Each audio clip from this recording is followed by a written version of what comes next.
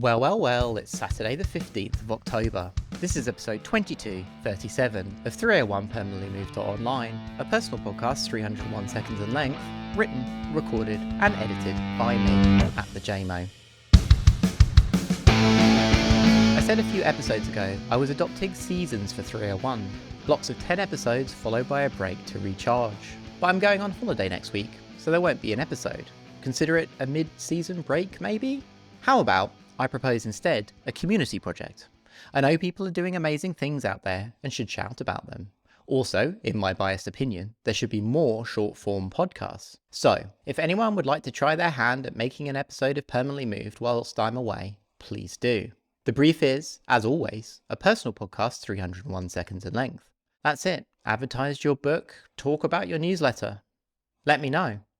Don't tell me you're going to do it. Just make the thing and send it to podcast@thejmo.net once it's finished. I'll string them together as a bumper magazine show. One of my paid supporters emailed me during the week with a request. Seeing as I've just gone through and classified all the shows by theme, they said, could I put all the episodes I've made about struggling with creativity, productivity, learning to write, etc. into a category on my blog? Sure, I said. And if you browse to thejmo.net, you'll find a new category called Writing.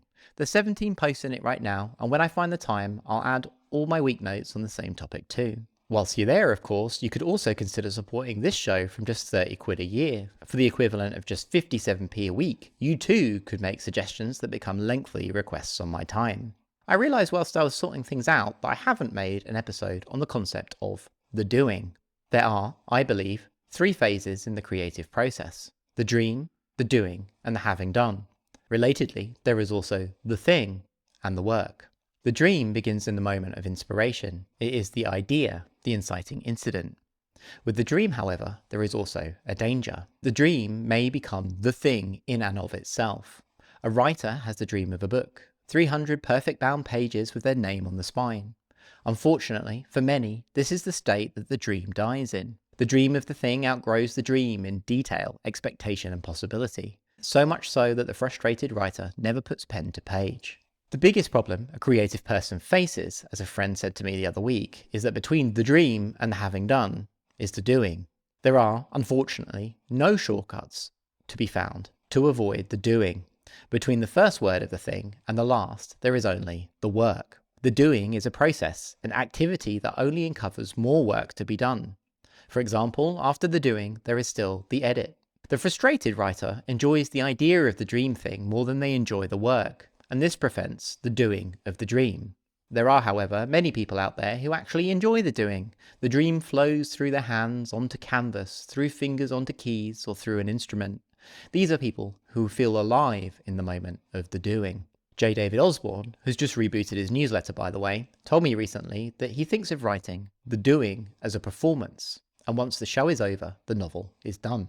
I, on the other hand, do not enjoy the doing. When I was younger, I far preferred the dream of things, comforting distractions, excuses to avoid the fear of finding out. Much of the having dones I was proud of at this age were done with others.